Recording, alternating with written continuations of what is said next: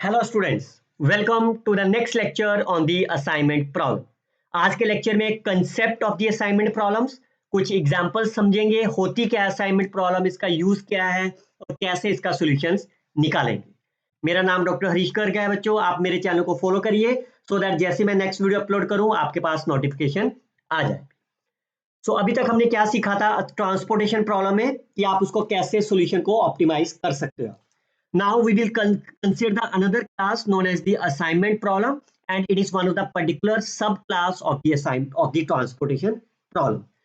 Task क्या है किसी भी असाइनमेंट प्रॉब्लम का? फाइन। टास्क बड़ा ही सिंपल है। मान लो आपके पास n वर्कर्स हैं और n जॉब्स है। फाइन। आपका पर्पस है कि हर एक जॉब हर एक वर्कर के पास हो जानी चाहिए और हर वर्कर के पास एक जॉब होनी चाहिए।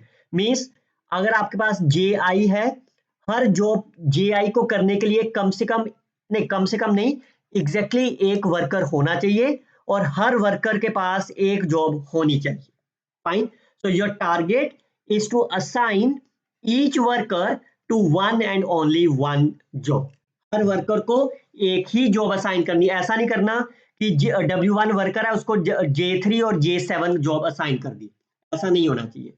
आपको इस तरह से जॉब असाइन करनी है कि आपका जो भी आपका ऑब्जेक्टिव है, अगर आपका ऑब्जेक्टिव है कि टाइम कम हो जाए, फाइन, देन आपको वो मिनिमाइज हो जाए। और आपका टारगेट है कि आपका प्रॉफिट इंक्रीज हो जाए, then your target is to maximise the profit.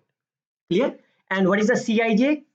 CIJ is called as the measurement of effectiveness. That is called as measurement of effectiveness. मतलब अगर मान लो ये टाइम की बात हो रही है तो C11 क्या डिफाइन कर रहा है कि कितना टाइम लगेगा अगर वर्कर 1 इस जॉब को कंप्लीट करता है।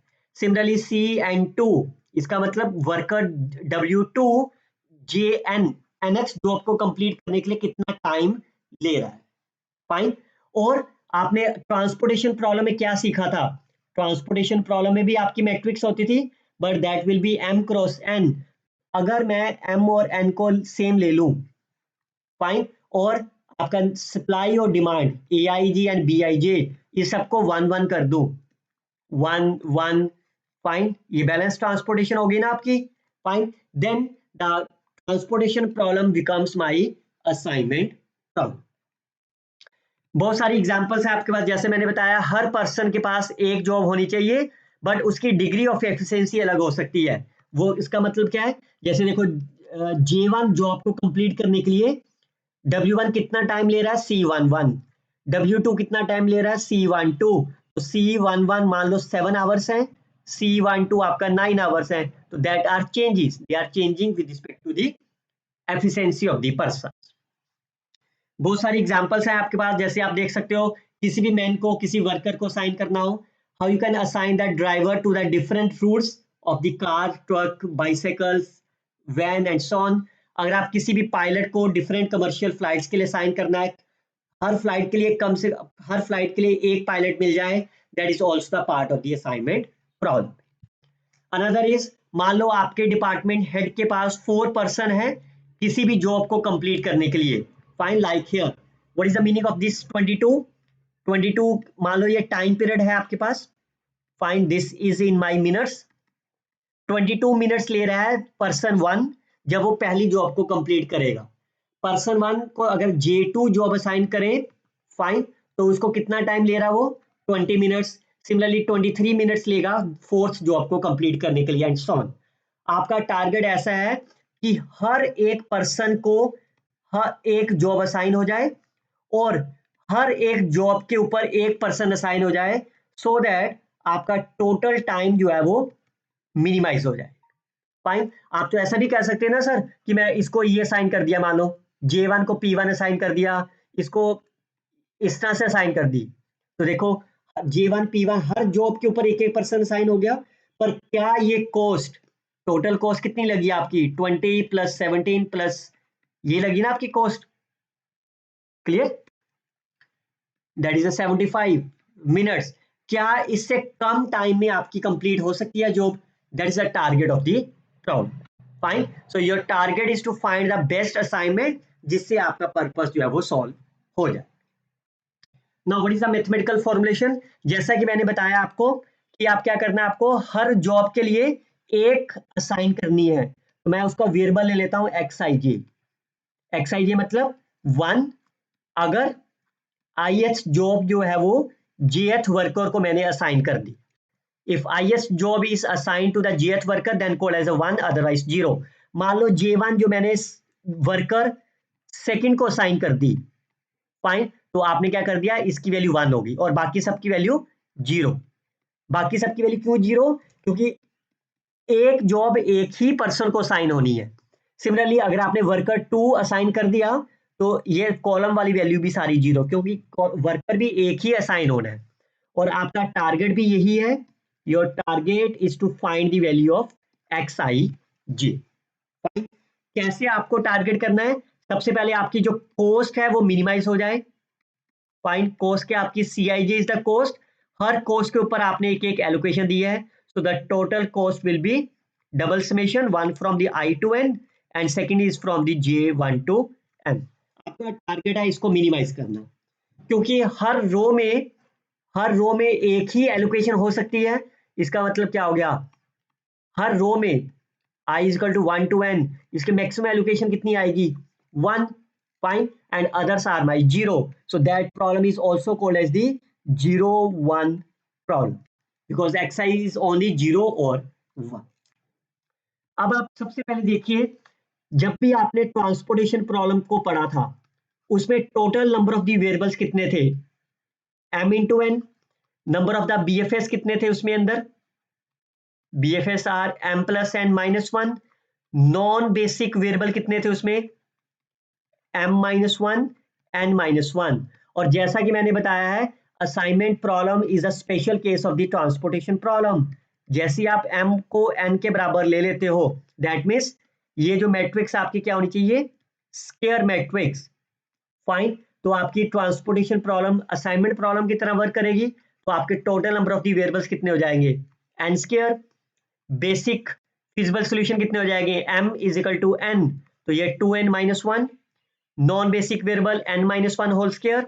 और टोटल सॉल्यूशन कितने होते थे उस केस में, which is less than equal to m plus n minus 1। और यहां देखो m प्लस n माइनस 1। अगर ये एग्जैक्टली 2n माइनस 1 है तो हम आप इसको क्या बोलते थे, हम नॉन डिजेनरेट BFS, फाइन। और अगर ये स्ट्रिक्टली लेस देन है then we call as the degenerate BFS। लेकिन बच्चों हमारा हमेशा टारगेट क्या होता है, नॉन डिजेनरेट BFS को निकालना। ये भी हमने सीखा था कि जब भी आप नॉन बेसिक वेरिएबल की बात करते हो that is called as the dimension of the nullity, और अगर आप बेसिक वेरिएबल की बात करते हो that is always define the rank of the matrix. चलिए सबसे पहला सबसे major important result that is called as the reduction theorem, fine. इसका प्रूफ भी हम करेंगे इसी वीडियो में, लेकिन सबसे पहले इसका रिजल्ट समझ लेते हैं। रिजल्ट ये कह रहा है कि आप मान लो इसकी एक कॉस्ट आपने निकाल दी, जेड आपने निकाल दिया मिनिमाइज करके, जो भी आंसर आया, फाइन। लेकिन अगर आपने ये कहा कि मैं किसी भी कॉस्ट में मैंने कुछ ऐड कर दिया, ऐड को इस तरह से समझिए कि अगर जिस भी पर्सन ने जॉब J1 को जल्दी कंप्लीट कर दिया, मैंने उसको 5 रुपए बोनस दे दिया। जिसने भी जॉब 2 को जल्दी असाइन खत्म कर दिया, मैंने उसको 10 रुपए बोनस दे दिया। और जिसने जॉब 3 को n को असाइन खत्म करा सबसे पहले, मैंने 6 रुपीज उसको बोनस दे दिया, फाइन। और आप ये भी कह सकते हो कि अगर मैंने बोनस नहीं देना तो मैंने माइनस कर दिया उसमें से जिसने लेट कंप्लीट करा, तो इधर as a plus minus AI, fine. AI is for the row wise, similarly for the column wise आप इसको BJ कह लेते हैं, fine. This is my new cost, fine. मतलब आपने इस कॉस्ट को दोबारा से ट्रांसफॉर्म कर दिया। पहली वैल्यू क्या होगी, C11 new, fine, C12 new and so, clear. जो इसका ऑप्टिमल सॉल्यूशन आएगा और जो न्यू का ऑप्टिमल सॉल्यूशन आएगा, both are my same, fine. तो यही कह रहा है, अगर आप कोई भी कांस्टेंट, किसी भी कांस्टेंट होना चाहिए, ऐड करते हो चाहे सब्ट्रैक्ट करते हो टू द एवरी रो और कॉलम, आप सेम भी ऐड कर सकते हो, डिफरेंट भी कर सकते हो, ऑप्टिमल सॉल्यूशन आपका सेम रहेगा। रिमेंबर स्टूडेंट, ऑप्टिमल वैल्यू बदल सकती है आपकी भी, optimal value change, fine, optimal value change होगी बट ऑप्टिमल सॉल्यूशन सेम रहेगा, and that result is called as reduction theorem. इस थ्योरम का प्रूफ भी मैं इस वीडियो में आपको बताऊंगा, बट थोड़ा सा लेट बताऊंगा, पहले हम कुछ कंसेप्ट समझ ले, एग्जांपल्स कर ले, उसके बाद एग्जांपल्स के साथ मैं प्रूफ बताऊंगा। सेकंड रिजल्ट इज, अगर सारी की सारी जो आपने मैट्रिक्स बनाई है, ये सारी की सारी अगर पॉजिटिव है, फाइन, और किसी भी एक पॉइंट पे आपका सॉल्यूशन जीरो मिल जाता है, तो that solution is called as the optimal solution. ये तो क्लियर है, because cost can never be negative. अगर ये कॉस की बात है तो किसी एक पॉइंट पे जीरो मिल गया, zero is one of the minimum one, fine. इसका प्रूफ भी इसी वीडियो में थोड़ी देर के बाद करेंगे। चलिए अब सॉल्यूशन की बात करते हैं कि इसको सॉल्यूशन को सॉल्व कैसे करेंगे। We have the 4 different methods how we can solve this assignment problem. The last one, Hungarian method, is one of the successful method to solve the assignment problem. But सबसे पहले ये देखते हैं कि इन तीनों में क्या कमियां थी जिसकी वजह से हमें हंगेरियन मेथड के यूज करना पड़ा। सबसे पहले इनुमरेशन मेथड। चलिए अब सबसे इनुमरेशन का मतलब क्या है, आप J1 को किसी को भी असाइन कर दो। कितने वे हैं आपके पास J1 को असाइन करने के लिए? n ways. जैसे मान लो आपने इसको यहां पर साइन कर दिया तो फिर आप यहां नहीं ना साइन कर सकते आप, तो सेकंड के लिए कितने वैल्यूज हो जाएंगी? n minus ways, fine, and so on. तो लास्ट में कितने वेज आ जाएंगे आपके पास? तो ये टोटल कितने नंबर ऑफ दी वेज हो जाएंगे आपके पास किसी भी असाइनमेंट प्रॉब्लम को सॉल्व करने के लिए? That is n factorial. So each facility is assigned to the n job by using n factorial possible combination. वो कॉम्बिनेशन कैसे होंगे? मान लो एक इसको साइन कर दिया, फिर आपने थर्ड को साइन कर दिया, फिर सेकंड को साइन कर दिया, और फिर लास्ट को। That's a one possible combination. Second possible हो सकता है कि पहले वाले को आपने C11 पे साइन कर दिया, दूसरे को यहाँ पे साइन कर दिया, तीसरे को यहीं साइन करा, फोर्थ को, एंड सो ऑन। और क्या हो सकता है, आपने यहां से स्टार्ट करा हो, and so on. This are all my n possible, n factorial possible ways. But क्या ये आपके लिए आसान है? It is not an assign. First of all finding all those n factorial possible assignments, उसके बाद सबकी कॉस्ट निकालो, और सबकी कॉस्ट निकाल के उसका मिनिमाइजेशन देखो किसका मिनिमम है। पर इतना आसान नहीं है। क्यों? अगर मान लो आपके पास n की वैल्यू 10 है, तो आपको कितने पॉसिबल केसेस बनाने पड़ेंगे? You can see 36,28,800, and that will take a high time, high energy. तो इसका मतलब enumeration method is not a good method for solving the assignment problem. Second method हम करते हैं simplex method. We all know simplex method में आप क्या करते थे? ZJ माइनस CJ करते थे आप। कंस्टेंट्स को आप बनाते थे पहले स्टैंडर्ड फॉर्म में, इक्वालिटी फॉर्म में, फाइन। इसमें कितने नंबर ऑफ दी वेरिएबल्स हैं आपके पास? n square, n into n है ना आपके पास। So the total number of the variables are my n square. और उसके अंदर कितनी इक्वेशन आ जाएंगी? एक पहली इक्वेशन, रो वाइज कितनी इक्वेशन हो जाएंगी? n, कॉलम वाइज कितनी हो जाएंगी? n. So total are my 2n equalities. तो जैसी इक्वालिटी आएंगी तो उतने आपको आर्टिफिशियल वेरिएबल भी लगाने पड़ेंगे, a1, a2 and a of 2n। तो इसका मतलब again that will take a very very time consuming, fine. तो इसका मतलब simplex method is not a good fit for the assignment problem. Transportation problem की तरह सॉल्व करें, मींस ट्रांसपोर्टेशन प्रॉब्लम हमने क्या क्या सॉल्व करा था? North west corner method, fine, least cost method, fine, Vogel approximation method, और उसके बाद लास्ट में हमने क्या करा था ऑप्टिमलिटी के लिए? That is called as the modified distribution method, that is called as the UV method. But transportation method भी इतना एफिशिएंट नहीं है असाइनमेंट प्रॉब्लम के लिए, बिकॉज यहाँ पे आपके पास देखो 2n minus 1 is the total number of the variables है, it's a basic variable, fine. But उसमें n minus 1 are my 0, fine. तो जैसे ये 0 हो जाएंगे तो आपके पास डीजेनरेट सॉल्यूशन बन जाएंगे ना आपके। तो जैसे ही डीजेनरेट सॉल्यूशन बने तो आपको मेथड जो है वो कम, हमेशा ही इनएफिशिएंट मेथड गिना जाएगा, फाइन। तो इसीलिए Hungarian method is one of the most successful method. Hungarian method क्या कहता है कि जो भी आपकी मैट्रिक्स है उसको 3 स्टेप में आपको ऑपरेट करना है। First one is a row reduction, then column, and check the optimal allocation. Row reduction क्या कहता है कि पहली रो में से सबसे स्मॉलेस्ट एलिमेंट को आइडेंटिफाई करिए, find smallest element in the first row, मान लो वो C12 है, तो सभी रो में से, सॉरी फर्स्ट रो में से C12 को माइनस कर दो। सिमिलरली सेकेंड रो में से सबसे स्मॉलेस्ट एलिमेंट को फाइंड करिए, मान लो वो C(2n) है, तो सेकेंड रो में से C(2n) को माइनस कर दो। Find subtract the smallest element of the each row from its element. इसी तरह से कॉलम वाइज भी करेंगे, कॉलम में से सबसे स्मॉलेस्ट एलिमेंट फाइंड करेंगे, उसमें से कॉलम को रिड्यूस कर देंगे, और जो उसके बाद जो नई मैट्रिक्स बनी we will check whether they are optimal और नॉट। अगर ऑप्टिमल नहीं है then we can apply the Hungarian method. मैं अभी आपको 5-6 एग्जांपल से समझाऊंगा इस वीडियो में, but make sure students, very very important point, कभी भी हंगेरियन मेथड या असाइनमेंट प्रॉब्लम को सॉल्व करना है आपको तो दो चीजों का दिमाग में होना बड़ा जरूरी है। पहली बात, जो भी आपकी असाइनमेंट प्रॉब्लम है वो बैलेंस प्रॉब्लम होनी चाहिए, और जो दूसरी है प्रॉब्लम आपकी मिनिमाइजेशन की होनी चाहिए। First of all, what is the meaning of the balanced is, जो भी आपकी असाइनमेंट प्रॉब्लम है that must be the square matrix, that means the number of the rows and number of the column must be same. अगर ये same नहीं है उसको हम बोलेंगे अनबैलेंस प्रॉब्लम। तो आपका टारगेट है उसको बैलेंस में बनाना by adding the dummy row और कॉलम। फॉर एग्जांपल, जैसे आप देखो, number of the columns are my 3, number of the rows are my 4, तो दिस इज अनबैलेंस प्रॉब्लम। तो एक कॉलम कम है ना, तो आपने क्या करा, एक कॉलम को ऐड कर दिया with the dummy cost 0 0 0 and 0।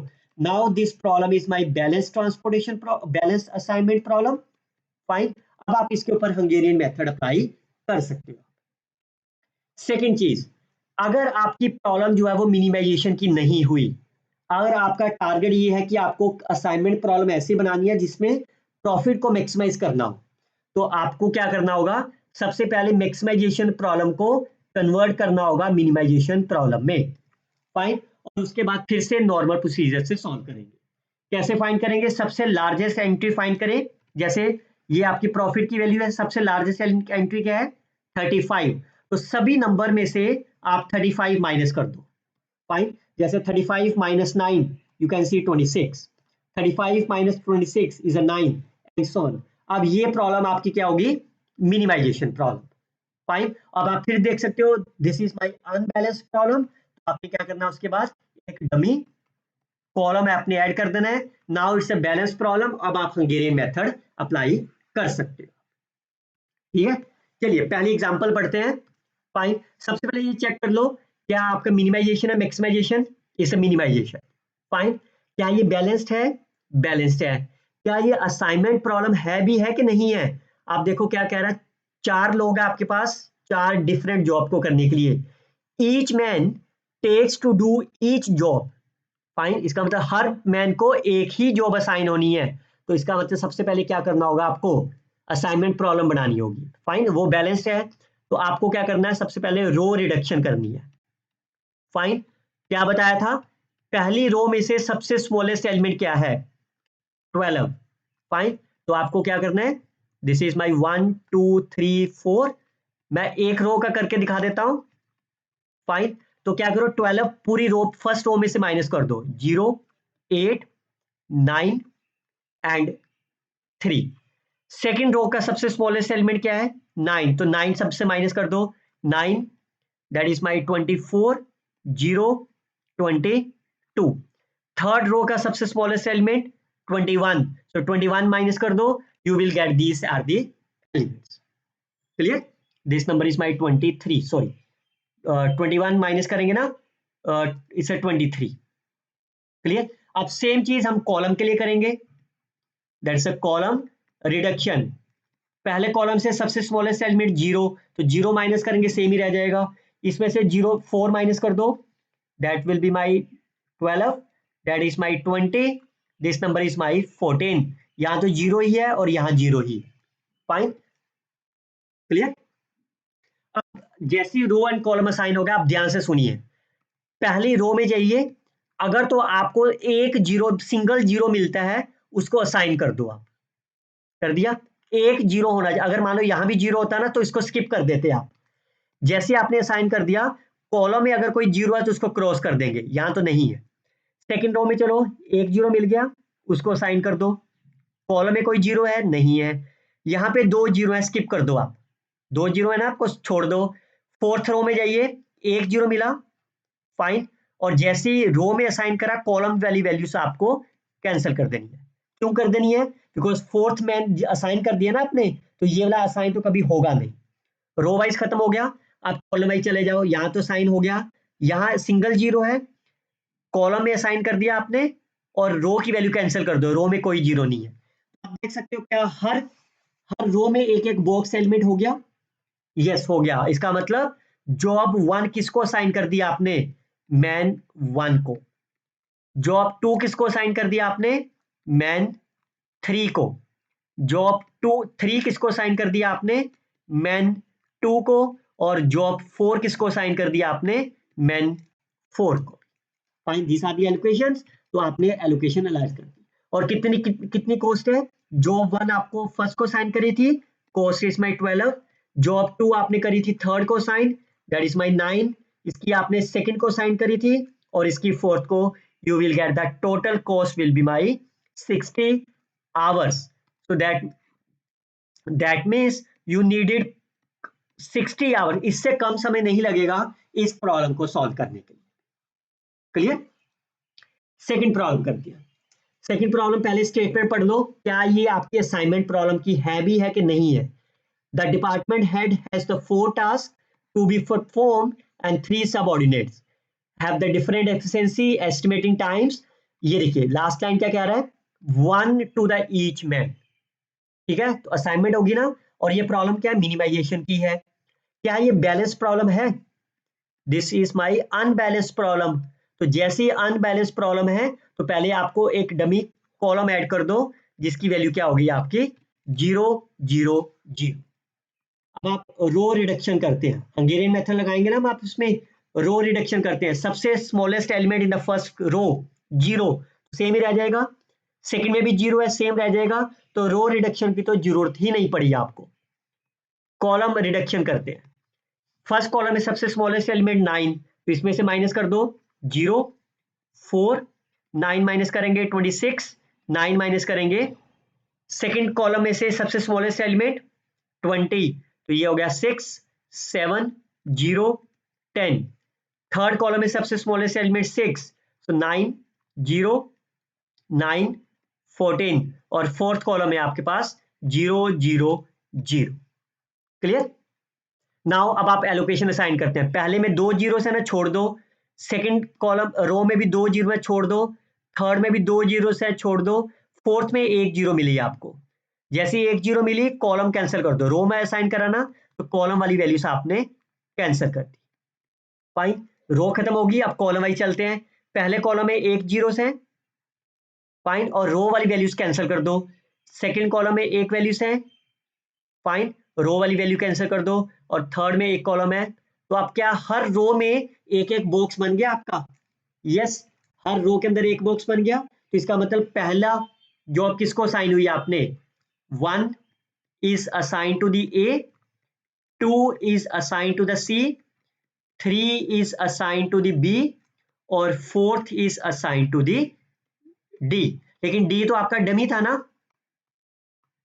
D तो आपका डमी जॉब थी। तो इसका मतलब बाद ओरिजिनल टेबल में से, this is original table, fine, इसकी कॉस्ट निकालो 9, फाइन 6 और 20। क्लियर? और अगर आपको इसमें से ये पूछ ले, अगर मान लो ये जॉब्स आपके पास है ना, फाइन, अगर आपसे ये कोई ये पूछ ले विच जॉब इज लेफ्ट, कौन सी जॉब नहीं, किसी को नहीं मिलेगी, तो जो डमी पे जाएगी ना, डमी पे कौन सी गई है? 4th job is the left job of the. चलिए अगला क्वेश्चन देखते हैं। अगला क्वेश्चन कह रहा है कोई अल्फा कॉर्पोरेशन है, 4 plants manufacturing the 4 products, the production codes are there, your target is to maximizing the profit. Fine, तो सबसे पहले ये प्रॉफिट नहीं दे रखा, तो ये असाइनमेंट प्रॉब्लम की है। फाइन, प्रॉफिट का फॉर्मूला क्या हो जाएगा? Cell minus production. फाइन, तो आप कर लो 50 माइनस 49 1।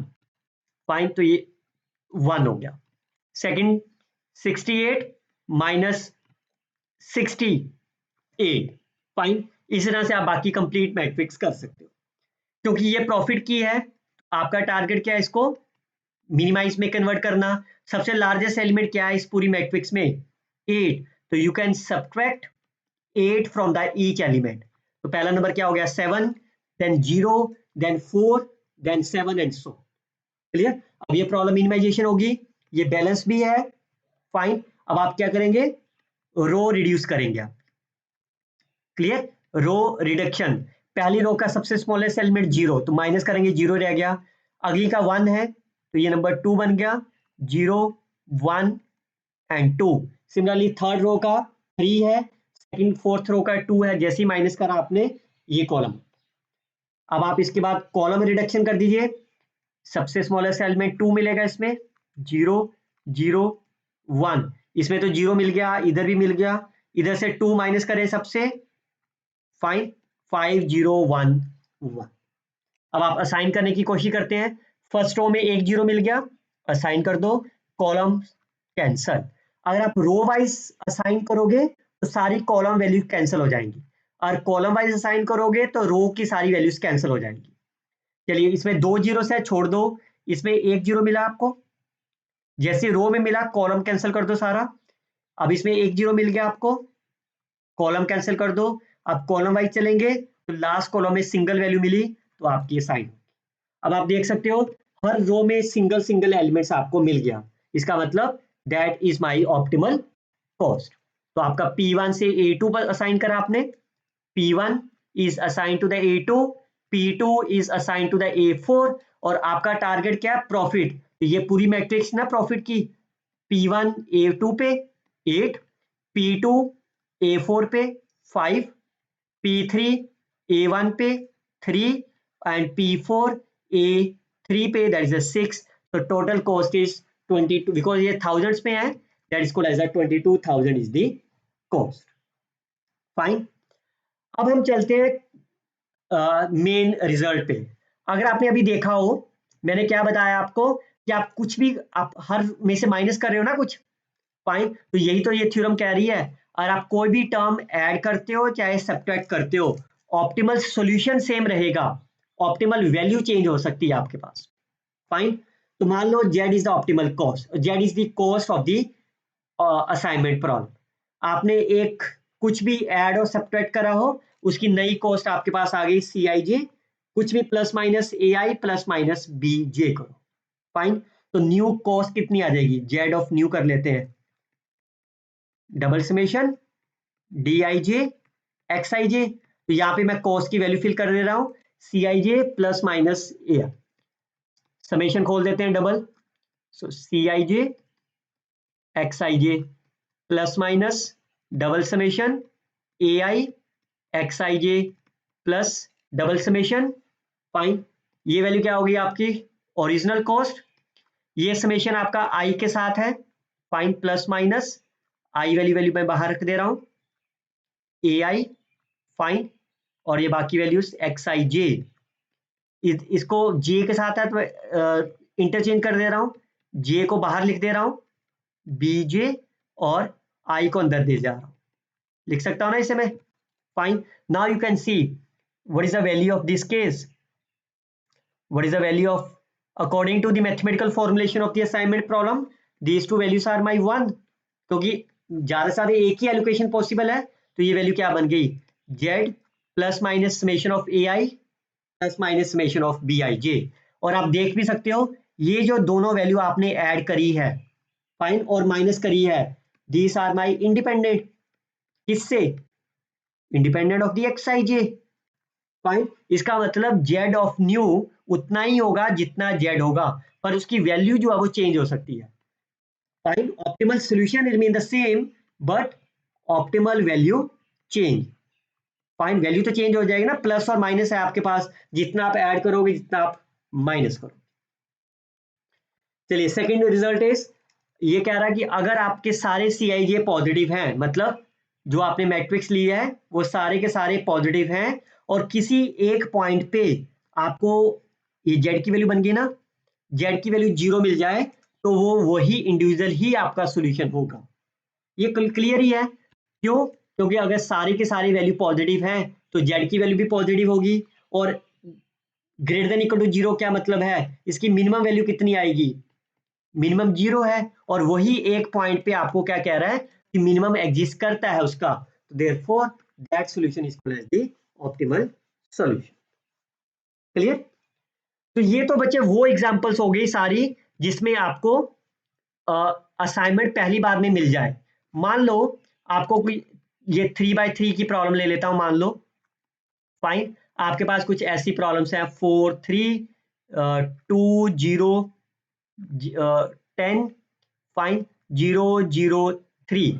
अब असाइन करके देखो, पहली रो में असाइन करा आपने, कॉलम की 0 कैंसल, सेकंड की असाइन करी आपने, 0 कैंसल। क्या आपको हर रो में एक असाइनमेंट मिल गई आपको?